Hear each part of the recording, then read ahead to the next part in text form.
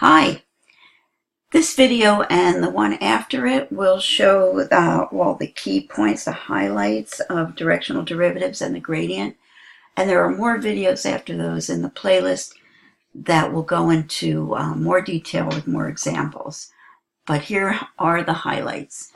So let's start with something that we're familiar with, which is the partial derivative with respect to x.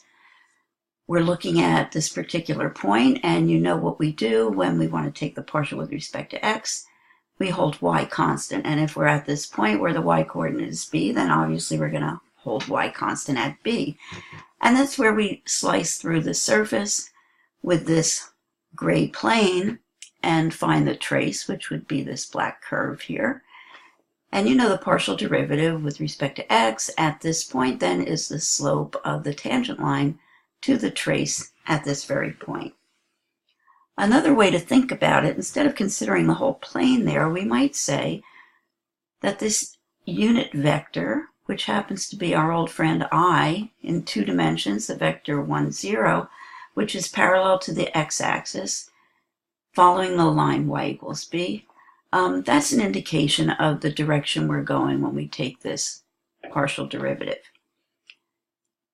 In the same way, when we do the partial derivative with respect to y, of course we hold x constant, the x coordinate here is a, and we'd be slicing with the plane x equals a, but we could just as well say we're going in the direction of this unit vector, which is our old friend j in 2 dimensions, the vector 0, 1.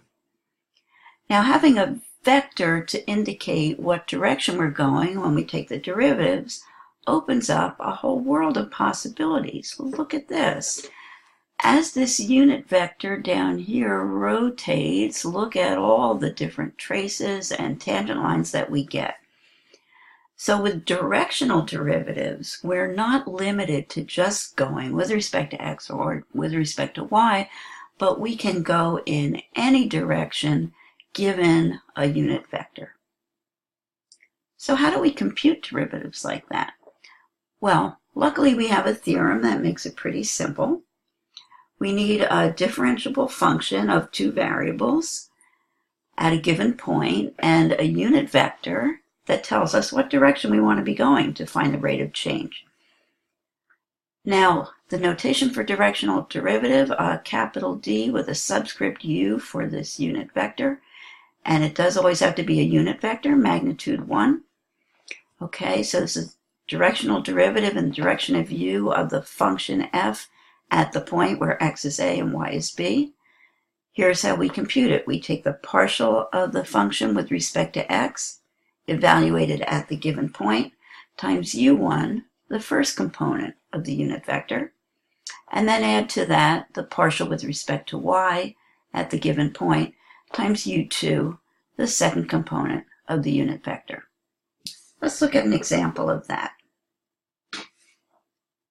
Okay, we want to find here the directional derivative of the function at the point where x is 1, y is negative 3, where the function is x squared times y, and here's our unit vector. Notice that the magnitude of this vector is 1. It's a unit vector.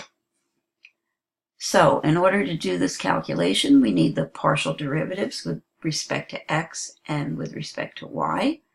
And you can check that these are correct for the function x squared times y. We'll evaluate both of those when x is 1 and y is negative 3. So when x is 1 and y is negative 3, this one will be negative 6, and this one will be 1. And in turn, we multiply those numbers, negative 6 times the first component of the vector, and 1 times the second component, and just add those two together.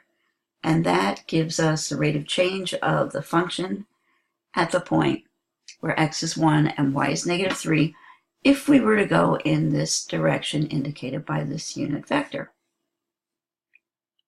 Okay, now I want to introduce you to something called the gradient of a function.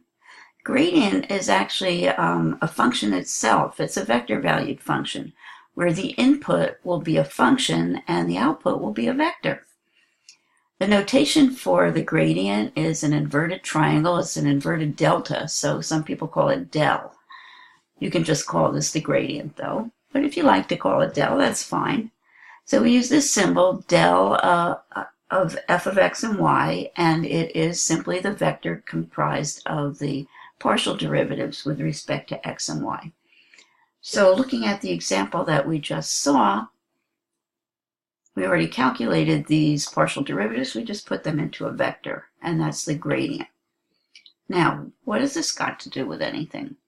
Well, if we look back at the theorem that we had for computing directional derivatives, you might notice that this format kind of resembles a dot product. And yes, if I take these partial derivatives and put them in one vector, and u1 and u2, well, that was a vector, right? That is indeed a dot product. And of course, this first vector right here, that's just del f at AB. And of course, this second vector was the unit vector that we would have been given. Okay, I'm going to stop here and we'll talk more about this in the next video.